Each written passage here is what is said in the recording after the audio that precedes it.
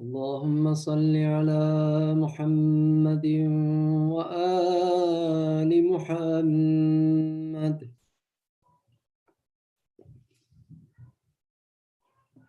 أعوذ بالله من الشيطان الرجيم.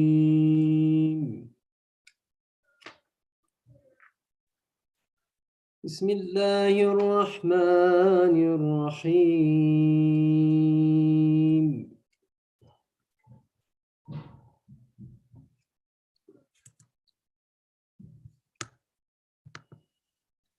ألف لام ميم. أحسب الناس أن يتركوا أن يقولوا آمنا وهم لا يفتنون.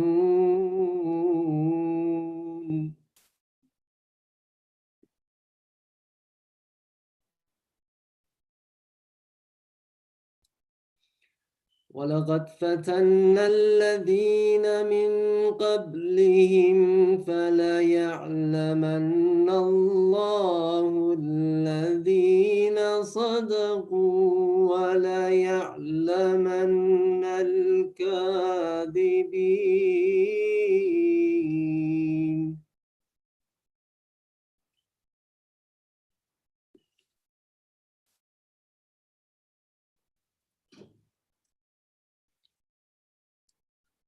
أم حسب الذين يعملون السيئات أن يسبقونا ساء ما يحكمون.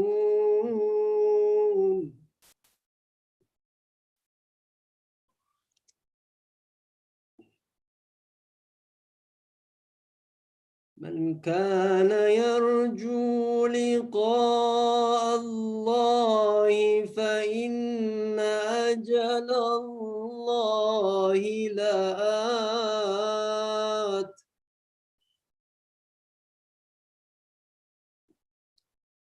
وهو السميع العليم.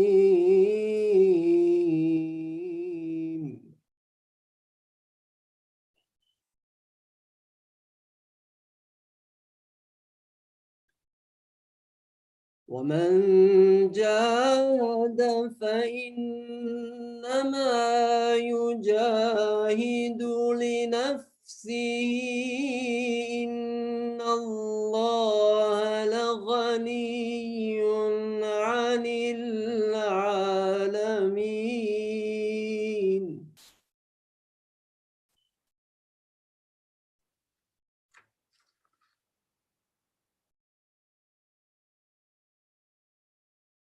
والذين آمنوا وعملوا الصالحات لنكفرن عنهم سيئاتهم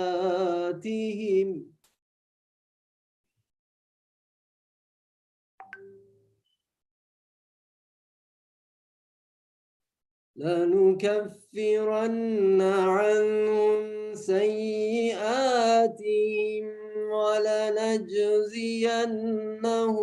أحسن الذي كانوا يعملون.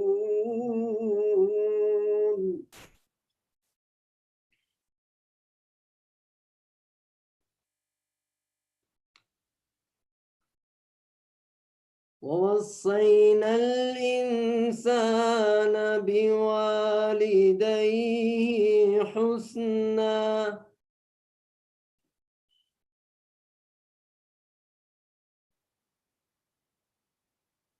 وإن جاهداك لتشرك بي ما ليس لك به علم فلا تطعهما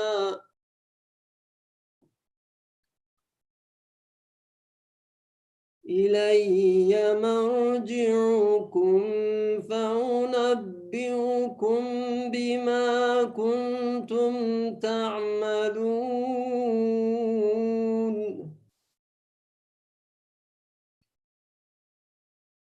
والذين آمنوا وعملوا الصالحات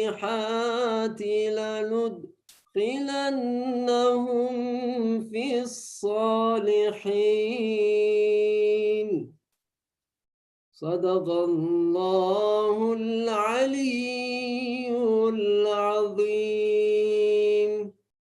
اللهم صل على محمد وآل محمد وعجل فرجهم.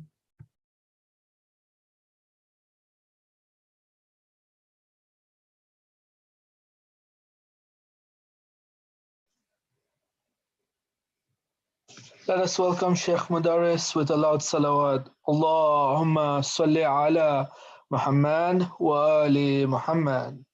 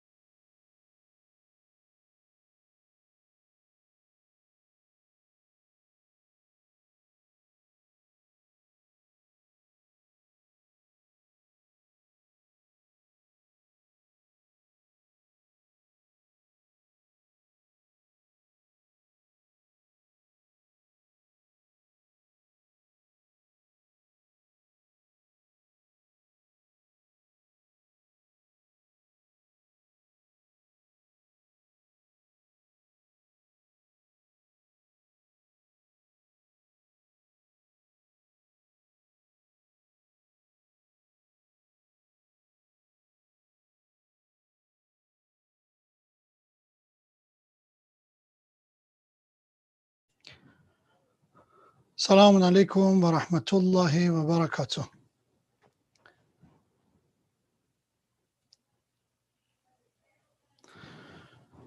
أعوذ بالله من الشيطان اللعين الرجيم بسم الله الرحمن الرحيم لا حول ولا قوة إلا بالله العلي العظيم الحمد لله رب العالمين الحمد لله الذي لا بداية له والدائم الذي لا نفاد له والأول الذي لا أول لأوليته والآخر الذي لا مؤخر لآخريته ثم الصلاة والسلام على سيدنا ونبينا العبد المؤيد والرسول المصدد المصطفى الأمجد المحمود الأحمد أبي القاسم المصطفى محمد صلى الله عليه وعلى أهل بيته الطيبين الطاهرين المعصومين المكرمين سيما بقية الله في السماوات والأراضين.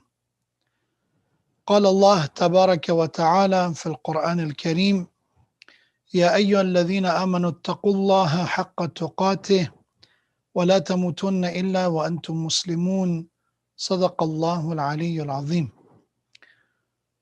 Brothers and sisters, Assalamu alaikum wa rahmatullahi wa barakatuh. My condolences on the arrival of the 12th of Jamadiyul Awwal, anniversary of the martyrdom of the mistress of the woman of both worlds, Sayyidat Nisa al-Alameen, daughter of the Prophet, mother of the Ahlul Bayt, Hazrat Fatima Zahra, alayha salam.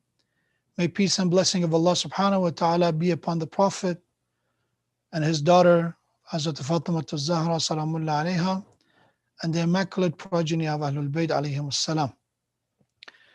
Thanks to Allah subhanahu wa ta'ala for this tawfiq, for this opportunity once again to learn from the teachings of Allah subhanahu wa ta'ala, to learn from the teachings of the Prophet and the teachings of the Ahlul Bayt, especially Fatima Zahra salamullah alayha, inshaAllah. We ask Allah subhanahu wa ta'ala for this knowledge to be acquainted with action, to find the ability, the conviction to convert our knowledge and our ilm to amal and action. And may Allah subhanahu wa ta'ala enlighten and illuminate our path towards Sirat al-Mustaqim and toward Allah subhanahu wa ta'ala, inshaAllah. So last night we started a conversation about the importance of priorities in life. And the reason we talked about that is that why, for someone like Fatima Zahra Salamullahi alayha, it is important to speak up against injustice, against unfair and wrong treatment of Imam Ali alayhi salatu wassalam, and usurping his worthy right and haqq. May Allah subhanahu wa ta'ala inshallah give us the tawfiq to be able to continue and conclude this subject inshallah. So we talked about some of the traditions of Ahlul Bayt, including this famous tradition from Imam Ali alayhi salatu wassalam, that Imam alayhi salam says, when it comes to aql and intellect, it's not about the ability to distinguish right from wrong. That is the bare minimum of intellect. But when you call someone aqil, an intellectual, this is a hadith Imam Ali alayhi salam said, لَيْسَ الْعَاقِلُ مَنْ يَعْرِفُ الْخَيْرَ مِنَ الشَّرِّ. Intellectual, wise is not someone who knows right and good from bad. وَلَكِنَّ الْعَاقِلْ مَنْ يَعْرِفُ خَيْرَ الشَّرَّيْنِ. But the true intellectual is the one who understands what is better between two evil, what is better, in another word, what has least harm between two bad. That is intellectual. So priorities, it's a very, very important subject to discuss. And we talked about, for example, priority of dunya and akhirah is something that we have to understand, that yes, we ask for both of the good of this life and hereafter, this life and the other, but ultimately priority goes with the one that is more permanent, the one that is longer, the one that is more rewarding, and at the same time, the life that has a reckoning and ultimately accountability. So that was one thing we discussed. And secondly, we talked about the importance of focusing on long-term goals, long-term benefit, rather than focusing on the short-term benefit and short-term goals. That should be our priorities. And for that reason, we also prefer akhirah over dunya, because that is what considered to be the one with the long term. And we talked about the virtue, the importance of patience as a virtue, and how we can even implement teaching patience to our children with exercising delayed gratification. As we mentioned, we are living at the age and era of instant gratification, which it caused this disadvantage in human behavior, make us impatient human beings in our time.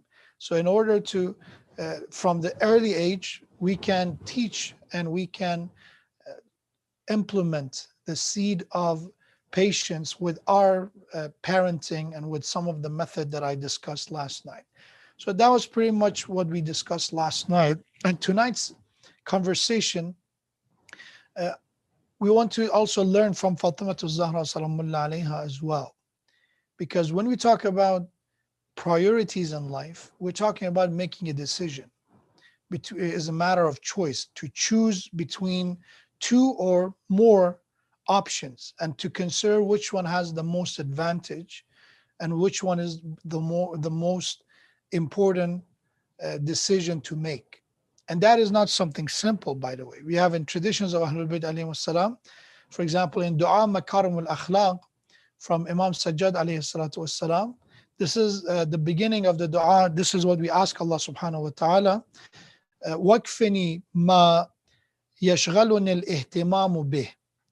Oh Allah, when it comes to what I'm going to occupy my time with, what I'm going to spend my time with, be sufficient for me in that which occupies me. So you are the one that ultimately investing in your cause, give us that sense of fulfillment. When I make a decision that is in line with Allah subhanahu wa ta'ala, it will become sufficient. It will be more than enough. Rather than any other investment that we are, let's say, if you want to find happiness, but we think happiness is in making more money. If we think happiness is in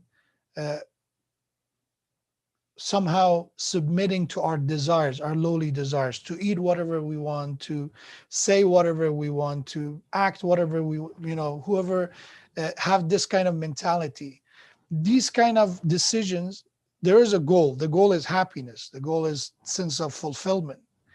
But the path to this goal, if it's not the right path, it will not deliver. So in this dua, Imam Sajjad alayhi salam says, يا الله واكفني ما يشغلني الاهتمام به واستعملني بما تسألني غدا عنه.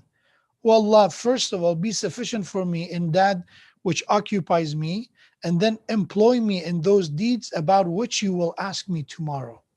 So priorities. What I will be questioned about, what I will be held accountable for, when we talk about reckoning and accountability, that is the priority. So we see in the teachings of Ahlul Bayt alayhimus salam, this is something that we quite often we see this as an important concept. So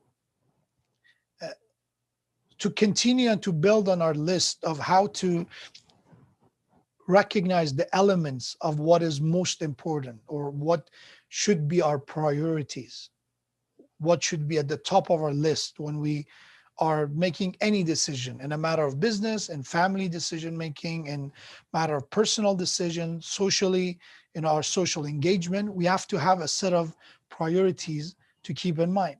Yes, they talk about priorities when we talk about relationship between our jobs and basically our family time, which is important. That sometimes people lose the priority of taking care of themselves, spending time with family, and being they're so obsessed with their work and with their profession that they forget about that actually living and spending time with their family or take care of themselves.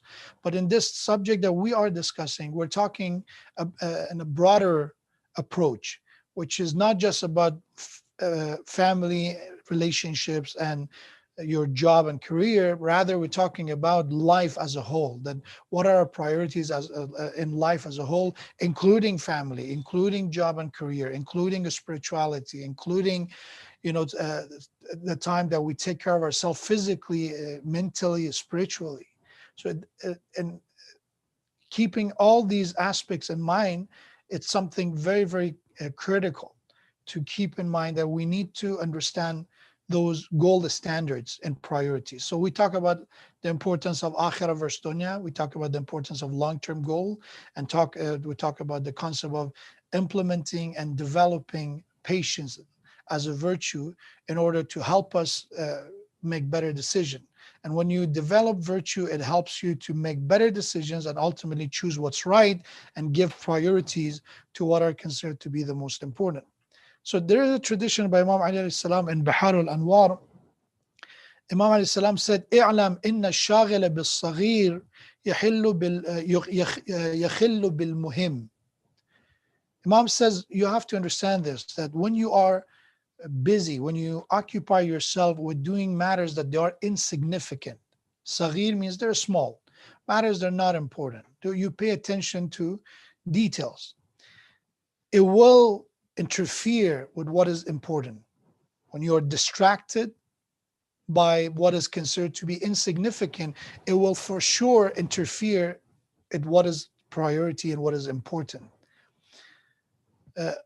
وإفراد المهم بالشغل يأتي على الصغير. And at the same time, when you invest all your time on what is important, it will lead you to basically be negligent of what are to the matters that they are insignificant. So if you're occupying yourself with matters that are important, for sure sometimes you are foreseeing, you are ignoring some of the details. ويلحقه بالكبير. So that what will do is it will interfere with your what is priorities of your life. فابدأ بالمهم. So what you have to do, you have to start your work with what is most important. So this is something that even in business world they say it. They say it even about family relationship, about your goals in life. This is the beauty of Imam Ali's teaching, that a lot of these methodologies that today's are developed, how to live a better life, a more efficient life. The teaching of Ahlul Bayt alayhimus salam has the base and the foundation for this concept. So Imam alayhi salam said, "Fabda bil muhim." So you have to start with what is important with your priorities. So for example, I was reading, when it comes to personal finance, they tell you have to write a list, and in your list, put what is most important at the top of your list about your expenditure. For example, if you have to pay rent or mortgage, if you have, credit card debt, paying down your debt, your student loan.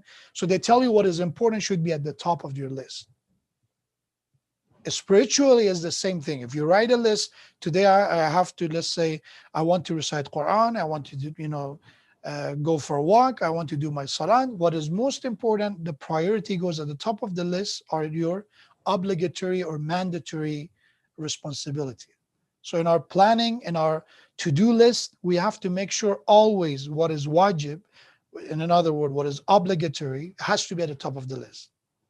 That is the most important. So Imam said, فَابْدَأْ بِالْمُهِمْ. Then you have to start with what is important. وَلَا تَنْسَ النَّظَرَ فِي الصَّغِيرِ. So don't forget about paying attention to insignificant matter either.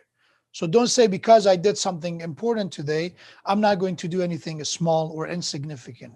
Keep your eyes on the details as well. This is the beauty of Imam alayhi salam's eloquence of his wisdom. That Imam is not saying, just focus on one thing, whatever happens, there are collateral of your, focus on one matter. No, at the same time, you start with what's most important. You keep an eye on matters that there are smalls and details as well. Because if you don't pay attention enough to them, according to Imam, وَيُلْحِقُوا بِالْكَبِيرِ, those small matters, when they are accumulating, they will turn to a big problem, right? These are small things in our lives. If you don't pay enough attention to them, in the long term, they're going to be a big problem. They turn out to be a big problem. It's like, that famous saying that, once, drop by drop, if you add them together, you will have, a flood coming.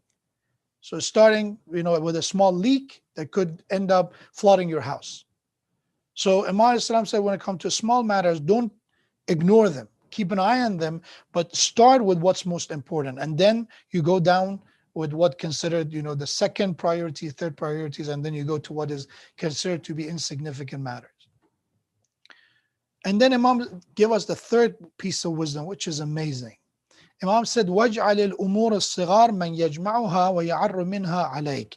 And Imam alayhi salam says, when it comes to those small matters, the details, if you can delegate them, if you can ask somebody else to do it that you trust, that they can take care of it, then do so. Then do so. So in other words, we have a limited, time on this earth. We have a limited hours in a day. So it is important to know that we cannot do everything ourselves. As human beings, we create societies, we depend on one another, and everybody have a role. Somebody cannot do multiple things at the same time. At least they cannot do it well. So that's why we have specialties. Even doctors, they have a specialty in a specific field and a specific organ, for example. Why? Because they are able to spend more time, become more professional in that aspect, in that part, in that field. So it's important to keep that in mind, the importance of delegation. There is, a concept in economics known as opportunity cost. So opportunity cost is talking about knowing that whenever you are doing something, the cost of doing something is not doing something else. There is a cost. So when I spend my money for buying what is, let's say, purchase something called A, the cost of buying A is not buying B, right? So if I buy a book, it means that I could have bought, let's say, a soda with it, but I bought a book, or I could have bought a coffee, 2-3 days coffee with it. So there is a cost for it. So it's important when you make a decision, remember that, okay, I'm spending this time, money, assets, whatever resources that I have, they're scarce, they're limited. Make sure that I do it to what truly worth it. So when I spend my time in matters that could be delegated, it could be given to others to do, if I can do it, then it means I'm not doing something that could be very, very more productive and important than that. So in our communities, I always tell our brothers and sisters right now, so because of this pandemic, we are, don't have a lot of in-person or almost no in-person programs. But when we had, I used to notice that, for example, 1 or 2 people are the one that doing everything in a community. And that happens even for me as a sheikh, that I have to do multiple things at the same time. And with that comes that, okay, I have to take care of this. Let's say if it's setting the volume of the speaker or setting up the computer or live broadcast. At that time, I'm not able to focus on talking to someone who has a question, a fiqh question, for example. So the way to do it is to delegate, to make sure we are going to vet people, those who are able to perform well, they're able to take care of it, and then you do it. That is very, very important in the teaching of Imam Ali alayhi salatu wassalam. Know that you have to start with what's important. Don't ignore what is a bit, considered small details. But at the same time, if you can delegate it, do it. Let other people do it. You can do everything yourself. Not, okay, I'm going to delegate it to others and I do nothing myself. No, delegate it when, like, let's see, sometimes I don't have anything better to do, so I do it myself. But sometimes, again, my time is limited. Either I can do this or that. Then in that matter, do what is more important, what is more valuable, what's more productive. So continuing on that list, it is important that in order to recognize priorities, it is important to keep in mind that how to set our priorities based on what is urgent and what is important. We have to identify urgent and important. That's number 4 on the list. Dunya versus akhirah, right? That's number 3 on the list. Dunya versus akhirah, and then long-term goals versus short-term goals. And then third is the importance of identifying what is urgent and what is important. So when Fatima Zahra Salamullah alayha comes to the masjid addressing people about fadak, and again, fadak is just a reason to address people. And I encourage you to read Sermon of Fadakiyya Fatima Zahra Salamullah alayha, a unique work of beauty, because it contains wisdom, it contains philosophy, it provokes us to think and to question, and to also have that critical way of looking at phenomena that is happening. So in that sermon, Hazrat Fatima Zahra Salamullah alayha starts with, of course, praise of Allah subhanahu wa ta'ala, and then starting with Quran. That common ground that, okay, if everybody agrees on Quran, so let's talk about Quran. And then Hazrat explains that Quran is clear. The signs of Quran are obvious. They're clear. There's very, very obvious. The direction of Quran is decisive. And then Fatima Zahra Salamullah alayha says, فَأَنَّا تُؤْفَكُونَ. Why are you ignoring this Quran? Why are you putting aside Quran? Right? Why are you putting aside Quran? And then Imam addresses, Fatima Zahra Salamullah alayha addresses directly to so-called companion of the Prophet. And she says that you are putting Quran behind you. Wara'akum. You place the Quran behind you. In another word, you're not even paying attention to it. You're ignoring it. Because if you read Quran, you understand what you're doing is wrong. That to come to the door of the Prophet's daughter, to take away a gift that Prophet gave her. And then Fatima Zahra Salamullah alayha uses Quran as an argument, as a witness against them. that this is Quran, that is direction is clear. Quran talks about rasikhuna fil ilm, those who are well founded in knowledge. Quran talks about the importance of following ahl al-dhikr, to ask questions from those who are aware, those who are reminded, they're not ghafil. Quran tell us and ask us to listen and then choose what's best. That's, by the way, about priorities. الذين يستمعون القول فيتبعون أحسنه, those who listen to what has been said and then choose what is best. And then Fatima Zahra Salamullah Alaiha says, if you recited Quran, how did you push aside Ali ibn Abi Talib alayhi salam? What merits and qualities we can find in Quran that we cannot find in Ali alayhi salam?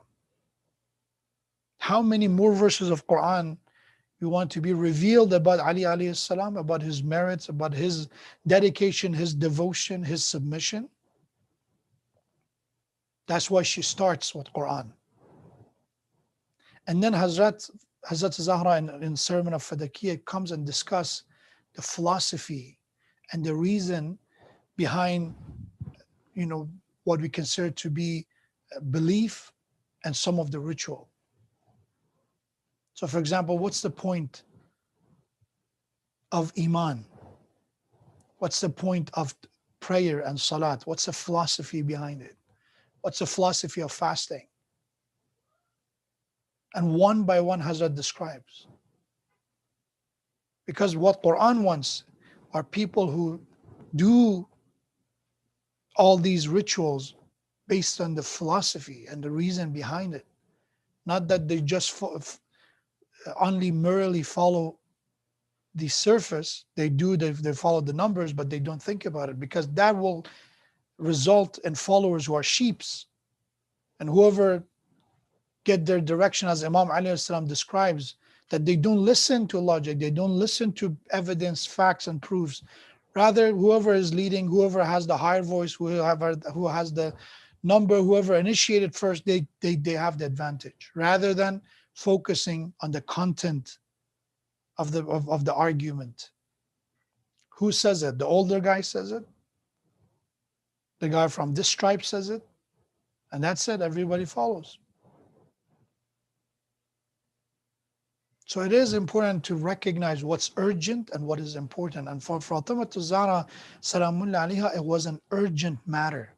That right after Rasulullah's departure, it is a matter. There are other important matters. It is important for a mother to take care of her children. It is important for a Muslim to do her prayers. It is important for a mu'min to acquire knowledge, to teach it. These are all good things, right? They're all, admirable acts. And these are all important too. Taking care of your husband, your children, doing your prayer, all these things are important. But what is urgent? Fatima Zahra Salamullah Alaiha recognizes that it's an urgent matter to go and stand up against ignorance, stand up against deviance, stand up against injustice toward the Imam of her time. Because Imam Ali alayhi salam is in a position that the argument is against him. So no matter how much he says, people say, oh, because it is about your leadership. But when Fatima Zahra Salamullah Alaiha says, it's a different story. As a daughter of the Prophet, is Sayyidat Nisa'il Alameen, there is a better chance. So there's an urgent matter that she doesn't even have enough time to grieve her father. We see that people, when they lose a loved one, and someone like, imagine Rasulullah, and imagine the relationship between Fatima Zahra and Rasulullah, how many tradition and narration we know about how close this father and daughter were. And after all that, Fatima Zahra Salamullah Alaiha recognizes the urgency to speak up. And sometimes that's what we have to do, the urgency. It is an urgent matter to attend to. It's an urgent matter to do things for our family and for ourselves.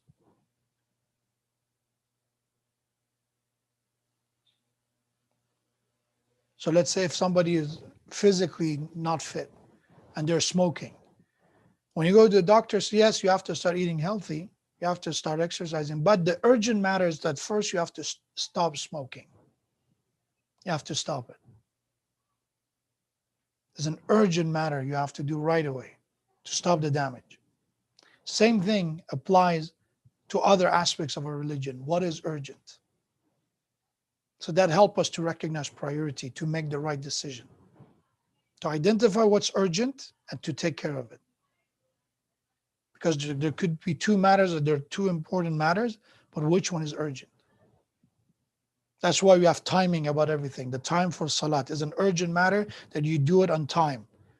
When it comes to fasting, is an urgent matter and a time. Everything has its time. The fourth one, which is important in a matter of priorities, is to recognize the distraction that distract us from focusing on what is considered to be the most important. What is the priority? Because sometimes distractions don't let us see, don't let us focus. Right? There's so many distractions in our lives that make us forget. In the life that we live in, there are different form of distractions. Because either we are living in a comfortable state, that everything is going well, is a steady path. What could happen? What could be the distraction is a ghafla, is heedlessness, somebody to become forgetful. They forget the purpose of life. As the hadith said, "An-nasu niyamun idha matu intabahu," that people are in sleep. It's like they're sleepwalking. When they die, they become aware because they forgot the purpose of life. It's not to get stuck in a cycle of selfishness and accumulation, alhaakum at-takathur, and bragging about your wealth and children is not the purpose. The purpose was to transcend beyond the limitation of what we consider to be valuable, to become more selfless. لَن تَنَالُوا الْبِرَّ حَتَّى تُنْفِقُوا مِمَّا تُحِبُّونَ, that you will never reach righteousness until you give away from what you love the most. That was the purpose, right? So that is one distraction. When everything is at a comfortable stage, ghafla, forgetfulness could take over. إِنَّ الْإِنسَانَ طَغَى أَن رَآهُ اسْتَغْنَى. Once Quran says, human being began to start a rebellion. They start tughyan, transgression, disobedience. When ar-ra'ahu istaghna, once that they look at themselves and they see themselves as istighna. I don't need God. I don't have any problem. I don't need to pray.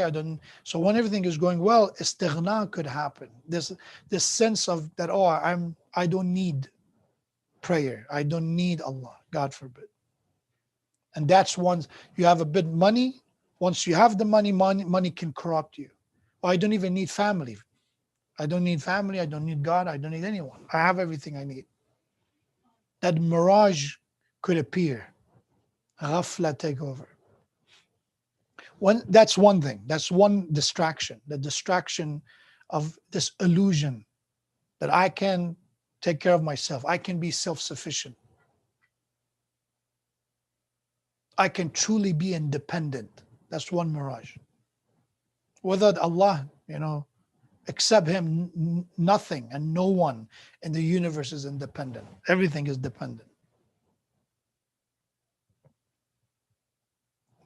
The second situation or scenario in life is when things are becoming difficult. It's like when you are going to climbing on a mountain, and the fort basically somehow trying to releasing yourself from gravity. So you are going upward, and there are obstacles in that as well. There are distraction as well. When you're going in that direction in life, what could stop us from that are laziness. That's one distraction. those who are looking for absolute comfort. They don't want to disturb themselves. Greed could take over, right? Jealousy could take over. Our lowly desires could become that distraction, that we focus so much on dunya that we distract us from akhirah. So that is the fourth matter in a matter of recognizing priorities. It's to limit that distraction. That's why the tradition says shaitan has the highest chance of misguiding people in certain occasions. One of them is when you're angry. So understand, you're angry, you have to take care of it. Once you are, preparing the environment of a sin, flirtation, these are things that could lead to sins. So we have to eliminate what could lead to problems. You have to eliminate distractions in order to recognize that. Then it becomes clear, right? It becomes clear what is the priority. It's like, imagine a story. There's so many characters that we sometimes, if as the author, they don't do a good job, you forget who is the main role, who is the story about. In our lives, that's what happened. That there's so many distractions coming that we lose that clarity in life. So it is important to focus, to see the truth. And in order to do that, we need more reflection, more pondering. So let me conclude with a tradition from Rasulullah sallallahu alaihi wasallam. Rasulullah says, ثلاث خصال من كن فيه أو واحدة منهن كان في ظل عرش الله عز وجل يوم القيامة. There are three merits and qualities. If somebody have all of them or even one of them, they will be under the protection of Allah subhanahu wa ta'ala, under the shade, under the refuge of Allah subhanahu wa ta'ala. يوم لا ظل إلا ظله. The day that there is no shade, there is no peace, there is no comfort except the one that is from Allah. On that day, someone who had one of these qualities or all of them, one or more of these merits, that person will be at peace. So the first one, Imam alayhi salam said, رَجُلٌ أَعْطَى النَّاسِ مِن نَفْسِهِ مَا هُوَ سَائِلُهُمْ لَهَا. So the first one is about being fair. It's about to give people, treat people the way that he expect people to treat him or her. Treat others the way you want to be treated. That's a quality is not easy to establish. I don't like people to talk behind my back, so don't do it. I don't want people to disrespect me. Don't do it. I don't want people, to rip me off, to steal from me. Don't do it. That's, it's an easy thing to say, treat others the way you want to be treated. But in reality, is basically a lot of sins will never happen if somebody even followed this simple lesson. So that's one merit and quality. Insaf. Insaf come from nisf. Nisf means half and half. So another one, look at their side, put yourself in their shoes before you do something, before you say something. The second quality is Rasulullah sallallahu alaihi wasallam says,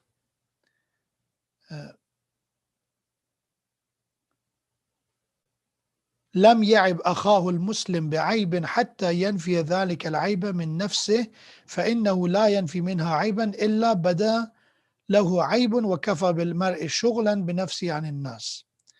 So the second one is about not ridiculing people. In other words, don't investigate people in people's lives. Don't look for flaws in their lives, for mistakes in their life, unless you take care of that flaw yourself. And you will not be able to do that. You will not be able to remove your own flaws unless you are putting other people's flaws aside. You can more focus on yourself, self-introspection. You pay more attention to your own flaws. And that will occupy you from even having time to think about other people's flaws, mistakes, or shortcomings. So that is a second merit, to focus on your own flaws. Don't look at people's flaws or what's wrong with them or how they raised their children or how, what they did was wrong or right. Focus on yourself. This is not Amr Ma'ruf Nahy Anil Munkar. Amr Ma'ruf Nahy Anil Munkar is about help. It's not about passing a judgment. You are offering a solution to someone. Judgment is, oh, judge, oh, such a bad person, or look at them how they live. And the third merit is related to our subject. Hadith says is لم يقدم رجلا ولم يؤخر أخرى حتى يعلم أن ذلك لله في رضا أو سخط. The third merit Rasulullah said that will give you that comfort of day of judgment, that peace of day of judgment, is to don't take a step forward or backward. Don't move a muscle, right? Unless that you figure out that this action, this step, is it for Allah's satisfaction? Is it in the direction of Allah's pleasure? Or is it in Allah's displease or dislike? So I figure out that what Allah wants and what Allah doesn't. So this is, something that we have to think about. That, okay, is this action would lead me toward Allah subhanahu wa ta'ala's pleasure or not? And the life of Fatima Zahra Salamullah alayha is exemplary because of that. Because the way she lived was in the direction of Allah subhanahu wa ta'ala's pleasure. That's why she used this ayah, and that will be, inshallah, the ayah will conclude my lecture with. Allah subhanahu wa ta'ala says in Surah Al Imran, verse 102, Ya ayyuhalladhina amanu taqullah. O you who have faith, be wary of Allah, be God conscious. Haqqa tuqatih, a kind of God consciousness that is due to Him. A kind of wariness that is due to Him. And in other words, what is truly deserved. Don't do the bare minimum. Try to accomplish what is highest. Multitude of piety and virtue. وَلَا تَمُوتُنَّ إِلَّا وَأَنْتُمْ مُسْلِمُونَ. And don't die unless you are submitted to Allah subhanahu wa ta'ala. Fatima Zahra in her sermon of Fadakiyah used this ayah to say two things. First is about the importance of piety and virtue. That if you claim you have iman, but you don't have taqwa, if you don't have that virtue, that God consciousness, that iman itself did not flourish to virtue, that you attack the house of the only daughter of the Prophet, you burn the door of the house of the daughter of the Prophet, or you push aside the one that assigned by Allah and His Messenger. This is because of lack of virtue and taqwa. And the second is a matter of husna aqibat, that don't die unless you're submitted. And in other words, somebody could live a good life of iman, but they could lose it. Is a constant struggle. Somebody can lose virtue and taqwa. It's not something that is granted forever. Talha and Zubayr, companion of the Prophet, they end up in Battle of Jamal standing against the Imam, or at least according to us, according to our fiqh and according to our aqidah, against the Imam, according to other school of thought in Islam, against the Khalifa. In both cases, it's a deviated path. It's a wrong decision to make. What happened? So inshallah, in our lives, we pray to Allah subhanahu wa ta'ala to recognize priorities and to live a life that is consistent and is able to deliver us to our death with that conviction, with that certainty, with that devotion. That we don't want to leave this dunya that, 40 years of that life, I lived a good life, but toward the end, I lost it. Toward the end, maybe arrogance, maybe takabbur, maybe jealousy, maybe pride stopped me from doing what was right. And that could happen. So may Allah subhanahu wa ta'ala give us the tawfiq of learning from the teachings of the Quran, teaching of the Prophet and his family, especially the life of Fatima Zahra Salamullah alayha. I want you to remember again, if the lecture was a bit longer last night, and tonight this lecture mostly was to learn from Fatima Zahra the importance of recognizing our duties and what is more important in our lives, our priorities. We mentioned a set of uh, golden points that we can keep in mind to recalibrate our priorities in lives. And ultimately, we talk about the life of Fatima Zahra Salamullah alayha as someone who recognized what was urgent, what was the priority of her time. And ultimately, she placed Allah subhanahu wa ta'ala's pleasure before anything else. And she lived a life of taqwa, lived a life of virtue. And she was the one who lived this dunya with devotion. Assalamu alayki ya Fatima al-Zahra, ya bint Muhammad, يا قرة عين الرسول يا سيدتنا ومولاتنا إنا توجهنا واستشفعنا وتوسلنا بك إلى الله وقدمناك بين يدي حاجاتنا يا وجيهة عند الله اشفعي لنا عند الله يا وجيهة عند الله اشفعي لنا عند الله.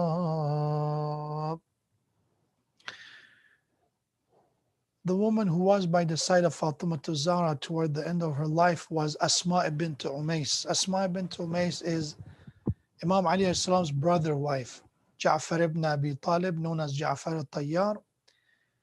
His wife was Asma bint Umays, and she was the one that after even shahadat of her husband and she remarried, but during all her life she was always in service of Ahlul Bayt.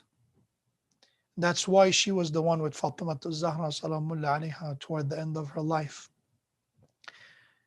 We have that on the final days of the life of Fatima Zahra asked Asma bint Umays to take children, Zainab and Kulthum, to other women of Bani Hashim and to send Hassan and Hussein to Masjid. And Shaykh Abbas Ghumi, he says, he's the one who mentioned that probably Fatima Zahra did that to send children outside the house because she didn't want her children to see her die. How difficult it is for a mother to be worried of her children at that time, that she has to send them outside the house. So we have that she looked at Asma and said, Asma, you also leave the room. Let me rest for a while. Call me when you want to come back. If I answered you, then enter the room. If not, if I didn't answer you, then you go and prepare. Prepare the steps and the procedure for the funeral and for burial. So Asma says, I was waiting. I was anxious that what's going to happen. So after a while, I called her, said, Ya binta Rasulillah, Ya binta khayra khalqillah. No answer came from Fatima. The lifeless body of Fatima Zahra was on the ground. وَانْكَبْتُ عَلَيْهَا. She threw herself on the body of Fatima Zahra. And she says, as I was crying, فَإِذَا الْحَسَنُ وَالْحُسَيْنِ بِالْبَابِ. I saw Hassan and Hussein, they came by the door and they saw me on the body of Fatima Zahra Salamullah alayha. Asma said, I didn't know how to help these children, how to let them know, how to give them the news. All I did, I went toward them. I embraced them. So he said, as soon as they got the message, they rushed toward the body. This is what Imam Hassan said, Ya Ummah kallimini قبل أن تفارق روحي بدني Oh mother, talk to your son Hassan before the soul of Hassan is going to leave his body. Abu Abdullah al-Hussein came. وأقبل الحسين يقبل رجلها ويقول يا أمة أنا ابنك الحسين كلميني قبل أن يتصدع قلبي بالموت. Abu Abdullah Hussein came, he placed his face on the feet of her mother. He said, oh mother, this is your son Hussein, talk to me before death take over. Ya Fatima Zahra. Amir al-Mu'mineen says that after Rasulullah's departure, I washed the body of Rasulullah. When everybody else was busy with whatever they were busy with, I was the one who washed the body of the Prophet, and I washed them from under his shirt. But after wearing the kafan, I kept that shirt with me. This is the shirt of the best of creation of Allah subhanahu wa ta'ala, my beloved brother Rasulullah. But I made sure that Fatima is not going to see the shirt of her father, and I knew how it is going to remind her of her father. So I kept it with me, and once in a while I will look at it, I will smell it and see and feel the fragrance of Rasulullah sallallahu alaihi wasallam. But toward the end of the life of Fatima Zahra looked at me and said, Ya Ali, bring me, can I ask you a favor? And I said, Ya Fatima, when you have asked something from Ali and Ali didn't deliver, if he could have done it. She said, Ya Ali, bring me the shirt of my father. I miss my father so much. I miss his fragrance. So Amir al-Mu'mineen said, I brought the shirt. And as soon as daughter of Rasulullah, Fatima Zahra saw the shirt, she smelled it and she started crying and say, Ya Rasulallah, addressing her father and expressing the grief of the loss and the grief of separation from her father.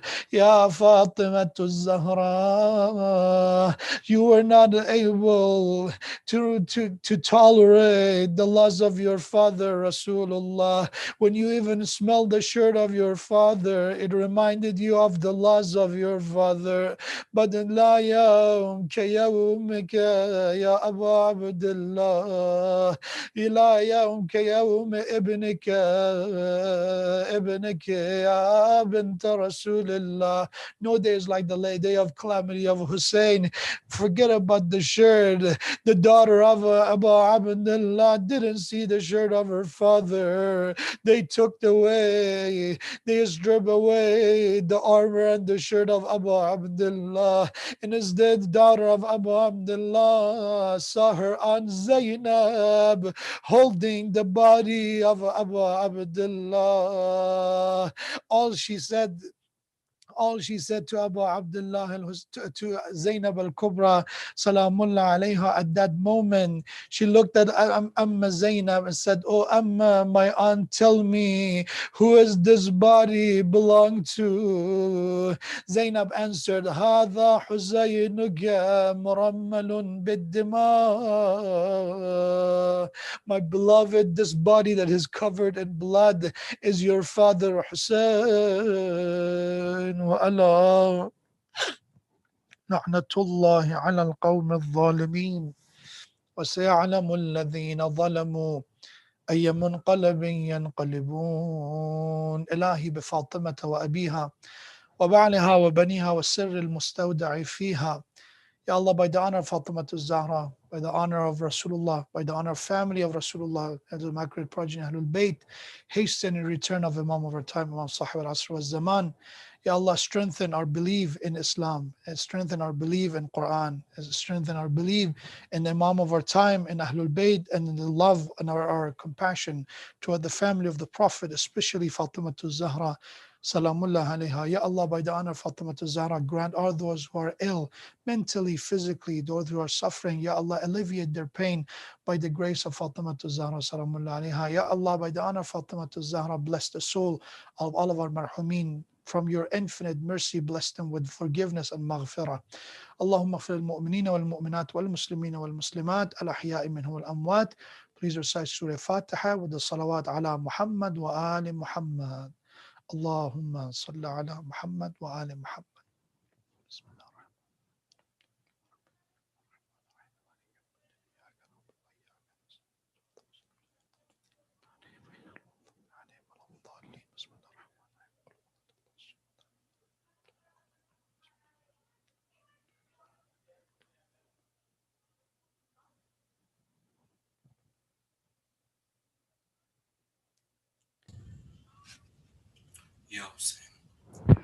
मेरी उम्मत ने मेरे दर को जलाया बाबा है, तेरी उम्मत ने मेरे दर को जलाया बाबा, फिर वो जलता हुआ दर, फिर वो जलता हुआ दर मुझ पे गिराया बाबा, तेरी उम्मत ने मेरे दर को जलाया बाबा है, तेरी उम्मत ने मेरे दर को जलाया बाबा, रागती शोले से में हुए बचे या धुआं, मेरे आंगन में था एक शाम गरीबा का समा, दर हटा कर मुझे फैजा ने उठाया बाबा, तेरी उम्मत ने मेरे दर को जलाया बाबा है, तेरी उम्मत ने मेरे दर को जलाया बाबा, लौट कर आई तो चेहरा भी मेरा जख्मी था, मेरी जैनब को मेरी पेशी का पहला नौहा, मेरे बालों की सफेदी ने सुनाया बाबा, तेरी उम्मत ने मेरे दर को जलाया बाबा है, ले चले कैदी बना कर जो अली को दुश्मन, मैंने छोड़ा नहीं हैदर की अबा का दामन, ताजियानों ने मगर मुझसे छोड़ाया बाबा, तेरी उम्मत ने मेरे दर को जलाया बाबा, बैठ कर पढ़ती हूँ मुश्किल से नमाज़े शब भी, फिर भी अब्बास की खलकत की दुआ भूली नहीं, जब भी जख्मी हुए हाथों को उठाया बाबा, तेरी उम्मत ने मेरे दर को जलाया बाबा, जख्मी हालत में भी दहलीज से बाहर आई, और अली उन वलीउल्लाह बचा कर लाई, अहद जो मैंने किया था वो निभाया बाबा, तेरी उम्मत ने मेरे दर को जलाया बाबा है, तेरी उम्मत ने मेरे दर को जलाया बाबा। या Hussain.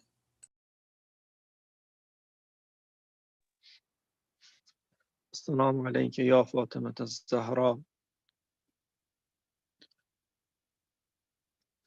ناگهان از در به خانه دود و آتش زد زبانه، حرمت پیغمبر را شکستم، گل یاسه در را شکستن، مادرم بود و در را شکستن، مادرم بود و در را شکستم. یار ایدر در میان خانه میسوخت. یار ایدر همچون یک پروانه میسوخت. یار ایدر همچون یک پروانه میسوخت.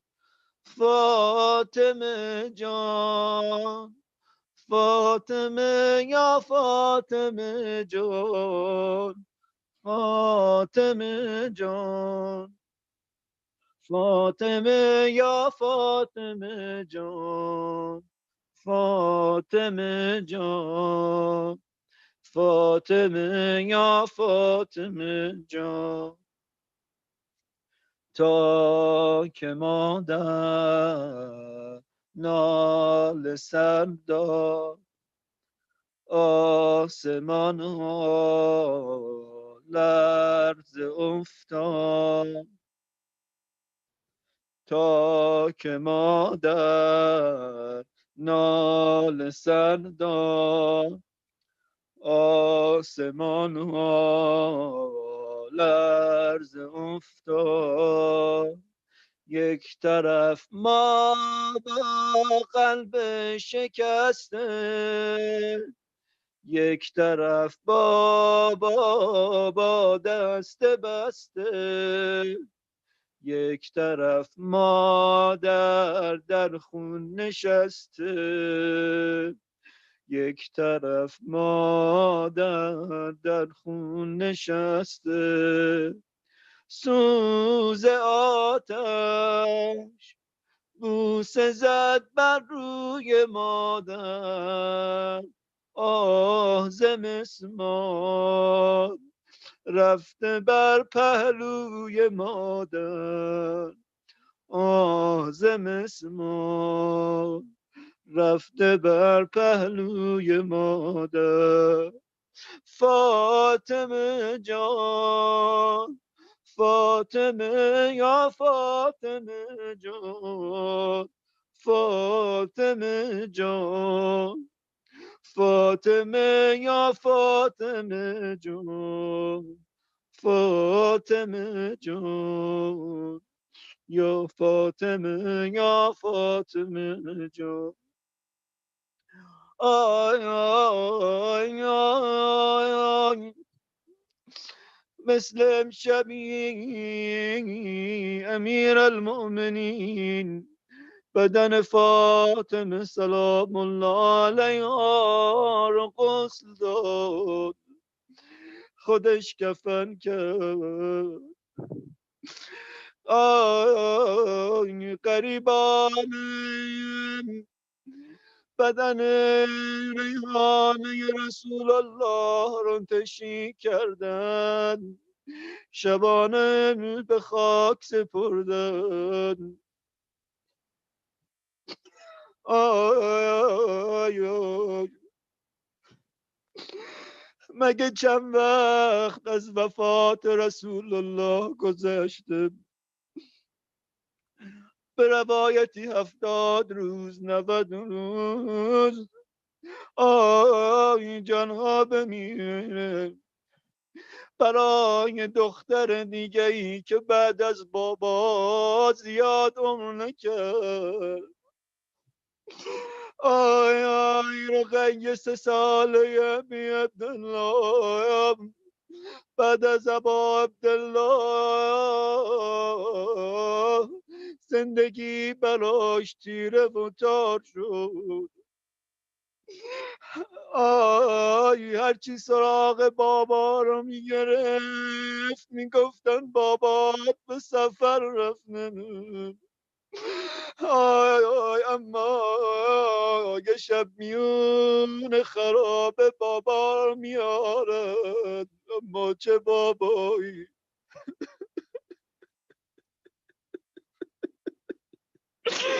سر بابا رو به دامان گرفت. با دستای کوچکش خاکسترا خاکارا سر صورت بابا پاک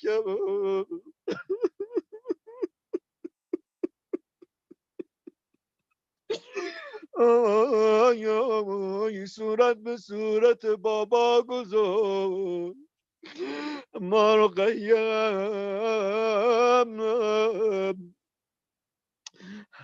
بعد از بابا بعد از دیدن سر بابا امینه که السلام علیکم یا فاطمة الزهراء ورحمة الله وبركاته اسمك العظيم الأعظم بفاطمة الزهراء سلام الله عليها يا الله يا الله يا الله يا الله يا الله يا الله يا الله يا الله يا الله يا الله يا الله يا رحمن يا رحيم يا مقلب القلوب ثبت قلوبنا على دينك واكفنا يا قاضي الحاجات ويا كافي المهمات إنك مجيب الدعوات إنك غافر الذنب والخطيئات إنك على كل شيء قدير اللهم اشف كل مريض اللهم اشف كل مريض اللهم اشف كل مريض اللهم صل على محمد وعلى محمد إن شاء الله بود سعيد زيارة حضرة فاطمة الزهراء سلام الله عليها.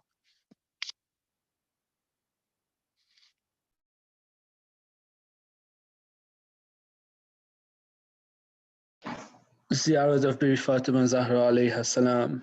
أعوذ بالله من الشيطان الرجيم بسم الله الرحمن الرحيم يا ممتحنة امتحنك الله الذي خلقك قبل أن يخلقك فوجدك لما امتحنك صابرة وزعمنا أن لك أولياء ومصدقنا وصابرنا لكل ما أتانا به أبوك صلى الله عليه وآله وأتى به وسيه فإنا نسألك إن كنا صدقناك إلا ألحقتنا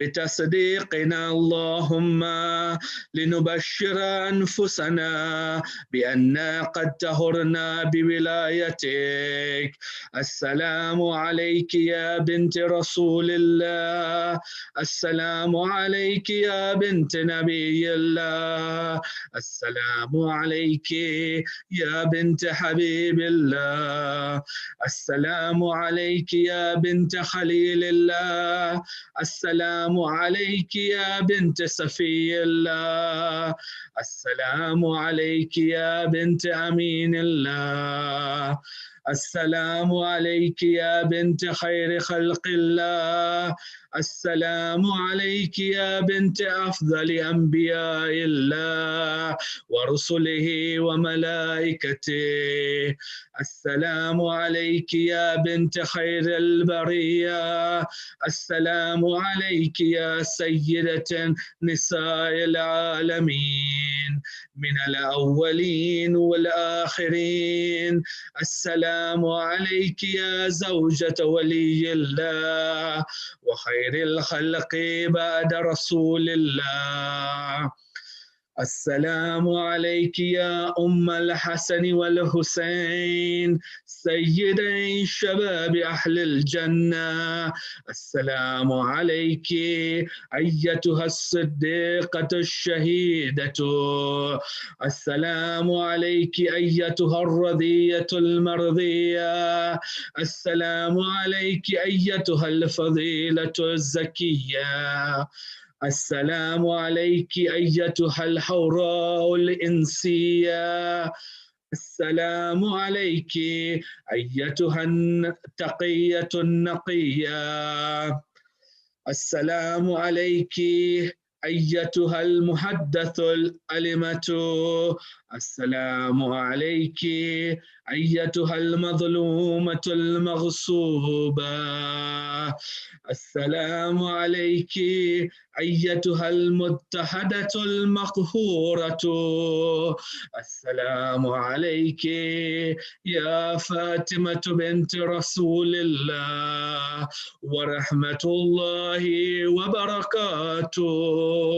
صلى الله عليك وعلى روحك وبدنك. أشهد أنك مديت على بينة من ربك، وأنا من سرك فقد سر رسول الله صلى الله عليه وآله، ومن جفاك فقد جفا رسول الله صلى الله عليه وآله، ومن آذاك فقد آذى رسول الله صلى الله عليه وآله، ومن وصلك فقد وصل رسول الله صلى الله عليه وآله، ومن قتاك فقد كتى رسول الله صلى الله عليه وآله، لأنك بدعة منه وروحه الذي بين جنبيه. أشهد الله ورسوله وملائكته أني رض عمن رضيت عنه، سخيت على من سخط عليه، متبرئ ممن تبرأت منه، موال لمن والاتي، معاد لمن عاداتي، مبغض لمن أبغضت، محب لمن أحببت، وكفى بالله شهيدا وحسيبا وجزيا ومثيبا. السلام عليكم جميعا ورحمة الله وبركاته. اللهم صل على محمد وآل محمد. Let us recite 5 times عمن يجيب. عمن يجيب المضطر إذا دعاه ويكشف السوء. أمن يجيب المضطر إذا دعاه ويكشف السوء. أمن يجيب المضطر إذا دعاه ويكشف السوء. أمن يجيب المضطر إذا دعاه ويكشف السوء. أمن يجيب المضطر إذا دعاه ويكشف السوء. اللهم صل على محمد وآل محمد.